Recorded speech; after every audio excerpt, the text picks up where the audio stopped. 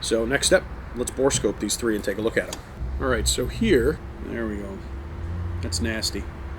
That's almost near the chamber. So you had a bad day at the range, and you're wondering if your scope is loose, if a mount came loose, if your ammo's bad, was it just you, or is your barrel shot out? It's a topic that comes up once in a while, and I have customers ask me about their barrels. And the big question is how do you know when your barrel's done? If you keep an accurate log, you can kind of know. Some people actually keep notebooks. They record all the ammo they shoot, and they know that, like, for example, this is a 6.5 Creedmoor. They know that it's going to last about 2,500 to 3,000 rounds on average. I didn't do too good keeping track, and this barrel is shot out. I went ahead and made a new one, which is this one, but it was from an old used barrel with an unknown round count. And it sucked.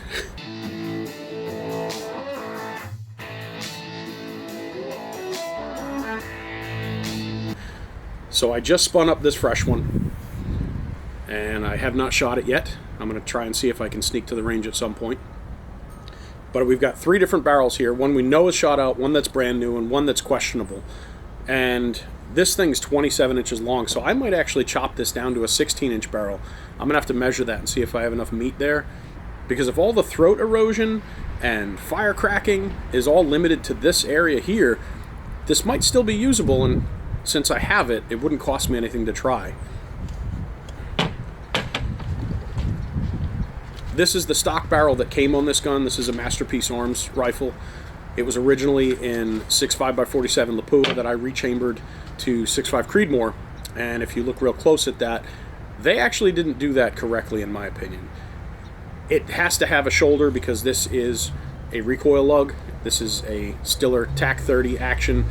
It does not have an integrated recoil lug, so you can get away with that when you have an integrated recoil lug, but if you have a separate recoil lug, you really need to have a shoulder there for it. So in my opinion, that is not done correctly. This barrel is a Remington Custom Shop barrel. It says it right on it, Remington Custom Shop, and it was in 260, and I got this years ago. I don't remember where I got it or who I got it from. I think someone just gave it to me and said, hey, if you can ever use this.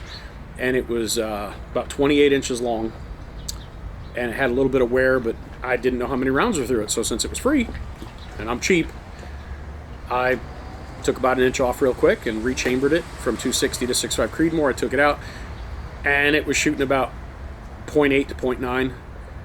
I couldn't get it better than 0.8 something. So that's clearly not a good barrel.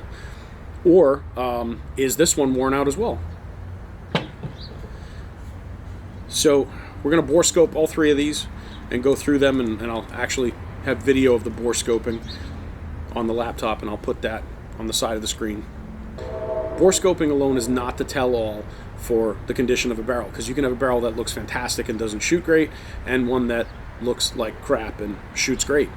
If you know how long your barrel is going to last, for example, 6.5 Creedmoor, roughly 2,500 rounds, if you're going to shoot matches with it, it can make a big difference. If you know that you're, say, at 24 or 2,500 rounds already on a barrel, and it's, not even springtime yet, you should obviously put a new barrel in it, because if you do go out and you shoot PRS, things like that, I don't shoot PRS, but I do shoot some stuff, and it's out at distance, and I have missed targets. Is it because the barrel was getting worn, or was it just me that day? Was my dope bad? Couldn't tell you. You'll never know. But we're gonna bore scope all three of these barrels. I've also got some footage at the range shooting this barrel, and you can actually tell that it went out. You can see what it's doing, and as long as you know that all your other gear is where it needs to be, all your scope mounts are tight, your rings are tight, nothing's loose, your action's not loose. If all that stuff is good, and you see what I'm about to show you, then it's a good chance the barrel's down. Also velocity, that's the key. When the barrel gets shot out, your velocity starts dropping off. And the reason for that is when the throat erosion happens, when that explosion happens in the chamber, it's slowly chipping away at that material, and you're losing some of it. The military uses throat erosion gauges. When the gauge gets too deep in, they toss the barrel and they replace it. We don't have that, obviously, for this setup. But When that chamber is getting worn, gases are getting around the bullet, and the bullet isn't sealing as well, so your velocity drops down a little bit. At least that's the consensus of why that happens. I also wonder if, since that smooth, shiny surface is gone and you have all that fire cracking, if that might also introduce friction and slow the bullet down. I don't think that's really what's happening, because if that were the case, it would stay predictable and you could up your powder charge, stay at your velocity you were at, and you'd be good to go. But upping your powder charge, you might get another few hundred rounds out of it, but the barrel's done. So next step, let's bore scope these three and take a look at them. Alright, so here, I have not cleaned this barrel yet. I just finished chambering it. But yeah, we got a lot of debris from chambering. You can see here, that's where our case mouth is, into our free bore area here. Now this is the barrel. This is where your rifling starts. And you can see how nice and shiny and perfect this is. Let me see if I can get some good lighting in here. Looks like a drop of oil still in there. But this is the section. Let me see if I can turn the brightness up on that. This is the section that matters. This is where all the damage starts happening. Look at what that is.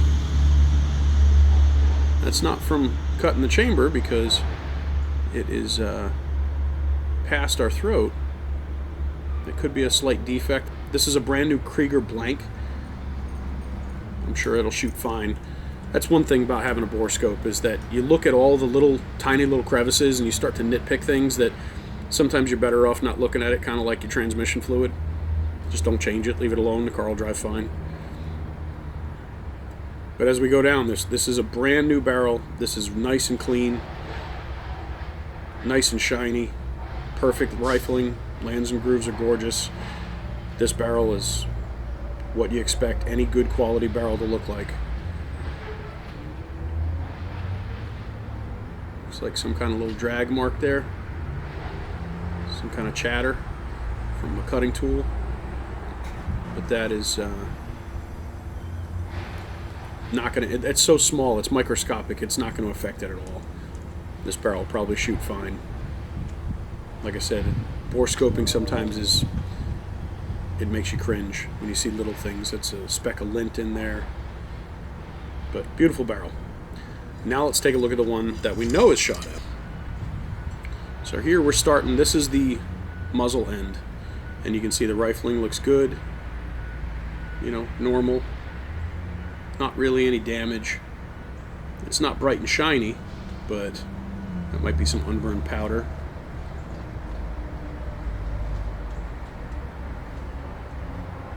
And already, a couple inches in, we're maybe 4.5 inches from the crown. And we've already got some fire cracking. It's not bad, but there's a little bit there. And as we keep coming back, now we're getting dirty. That actually could be a little bit of rust, even though this is a stainless barrel. At least it should be. More filth and grime. That fire cracking is almost non-existent. Now at this point we are 14 inches from the chamber. And still very, very minor little burn marks. If I clean this thing, it wouldn't look that bad. Now we are 10 inches from the chamber. And we'll keep going. It's starting to get a little darker. That is 8 inches from the chamber. Still no real fire cracking, just tiny little specks. Interesting thing, it's not shiny anymore. So, you know, they say when the peppering, on the inside the barrel, it kind of looks like frosted glass. Keep coming. 6 inches. Now we're getting into fire cracking. This is 5 inches from the end of the chamber.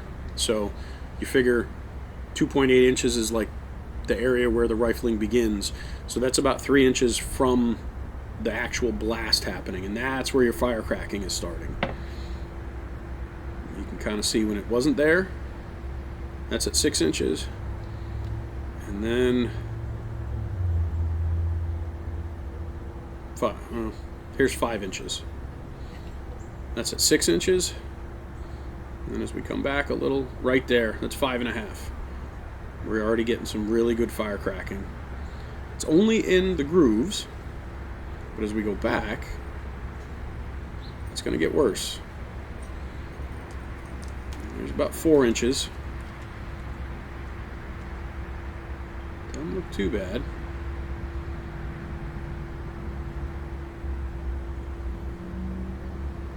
There we go. That's nasty. That's almost near the chamber. And that's it. Right there is the ring where your carbon ring builds up, and your throat is right there. Right there's your carbon ring. So then we get into the actual chamber. But you can see, even in the free bore, there's some fire cracking. But right here, that's where all that damage sits. And this barrel's toast, and it doesn't look that bad. But I've got some footage I'll put up right here. You can see what's happening.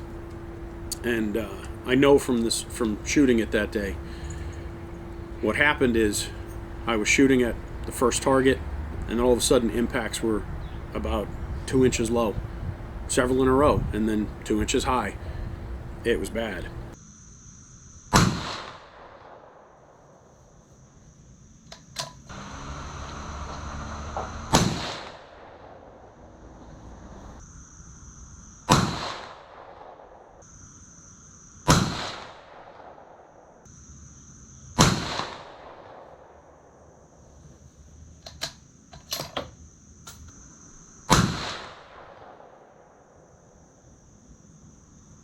Wow.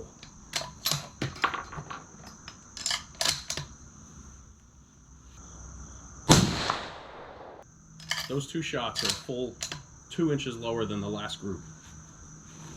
No change on the scope. I don't know what's up with that.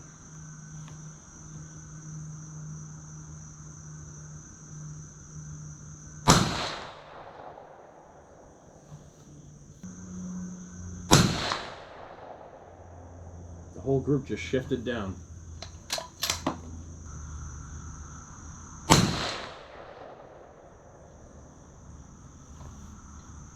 $27.50. That's 50 feet per second slower than a couple of them.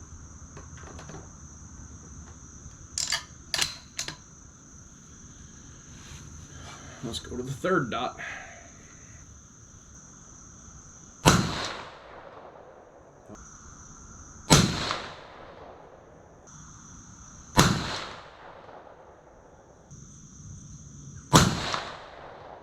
It's a nice tidy little group.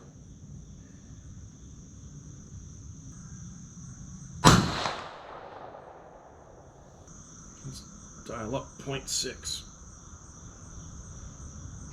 See if anything changes.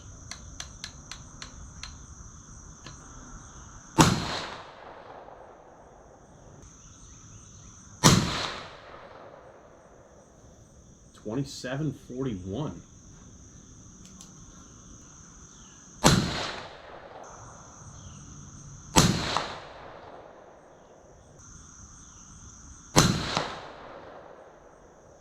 Now let's take a look at this Remington Custom Shot barrel.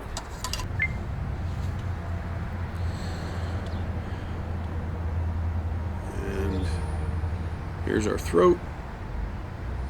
You can see all that fire cracking. She's real nasty. I put about 60 or so rounds through this after chambering it in Creedmoor. So here we're 4 inches from the end of the chamber. We're about an inch into the rifling. And it doesn't look that bad, but there's some fire cracking right there. We're 4.5 inches in. And you can see it clearly. Looks kind of like alligator skin. We keep going down. That is about 5.5 inches. down to 6. 6 inches, we still got a real good amount of fire cracking. We'll go 8. Now by 8, where'd that change? It was about 7.5. And once we hit about 8 inches right there, yeah, it's still a good amount actually. Let's go, let's see, 10 inches, we still got a lot of fire cracking. Yeah, that's real bad. 12 inches, oh, look at that, it's starting to clear up. That's 11 inches. And by 12 inches, it's looking not terrible. By 14 inches, it looks like a beautiful barrel. So that is halfway down the barrel where it's starting to look good. This barrel doesn't look good until here. So if we make this, say, a 16-inch barrel, I wonder if it'll shoot good again. That'll be fun to try out. I hope I have enough. You know what? If I don't have enough meat there, I can make it like a Remage barrel, just for fun. What we can take away from this is that bore scoping is great, but the real telltale is going to be velocity and performance, and keeping accurate round count on your guns, even if it's just, you know, per 100. If you reload and you shoot a lot, you know, you usually make either 50, 100, 200. I tend to make 100 or 200 at a time, so I can keep pretty good count on it. But this gun I shot a lot, and I shot a lot of factory ammo with it as well, a bunch of factory burgers. I was doing some testing on that with seating depth, and I had a lot of fun doing it, and I knew I was going to wear the barrel out anyway. I knew it was getting close to the end of its life, so I didn't mind. But hopefully, if you're sitting at home scratching your head wondering if your barrel's shot out, you'll have the information you need to be able to make that decision. But when in doubt, go in your garage and spin up a new one anyway. It's fun. Heck, I like making barrels more than shooting them.